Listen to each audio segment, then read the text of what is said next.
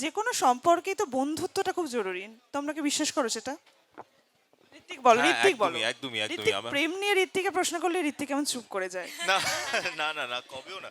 আমি প্রেম নিয়ে কথা বলতে অ্যাকচুয়ালি অনেক ভালোবাসি। বন্ধুত্ব আমার মনে হয় প্রত্যেকটা রিলেশনশিপে খুবই ইম্পর্টেন্ট। সেটা মায়ের সাথে বন্ধুত্ব হোক, বাবার সাথে বন্ধুত্ব হোক, দিদার সাথে বন্ধুত্ব হোক, ঠাম্মির সাথে বন্ধুত্ব হোক, বা প্রেমিকার সাথে বন্ধুত্ব হোক, প্রেমিকের সাথে বন্ধুত্ব, বা নিজের বাচ্চাদের সাথে বন্ধুত্ব হোক। সেই বন্ধুত্বটা যদি থাকে, সেই বেসটা ফাউন্ডেশনটা যদি ফ্রেন্ডশিপের হয়, প্রত্যেকটা রিলেশনশিপ এন্ড অব্দি লাস্ট হতে পারে, কেন কি সেই জিনিসটাই আপনাকে আগে অব্দি নিয়ে যেতে পারে।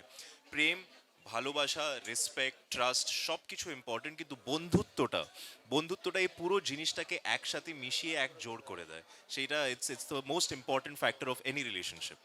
রাহুল দা, তুমি তো বিবাহিত, তোমার বিয়ে হয়ে গেছে, তোমার দীর্ঘ দাম্পত্য, সেখানে এই বন্ধুত্বটা কতটা জরুরি, মানে এক ছাদের তলায় দীর্ঘদিন কাটিয়ে দেওয়ার ক্ষেত্রে?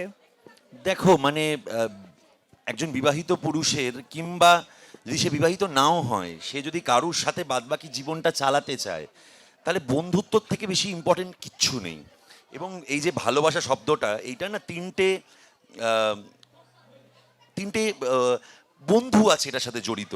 একজনের নাম ফেথ, একজনের নাম রেসপেক্ট, আর একজনের নাম ফ্রেন্ডশিপ। এই তিনটে যদি না থাকে, প্রেম বা ভালোবাসা হয় না গো।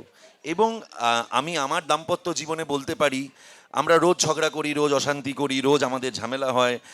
প্রেমে তো এইটা চলতেই থাকে, কিন্তু দিনের শেষে আমরা যেভাবে আমরা দুজনে যেভাবেই থাকি না কেন, আমাদের বন্ধুত্বটা একেবারে টান টান আছে।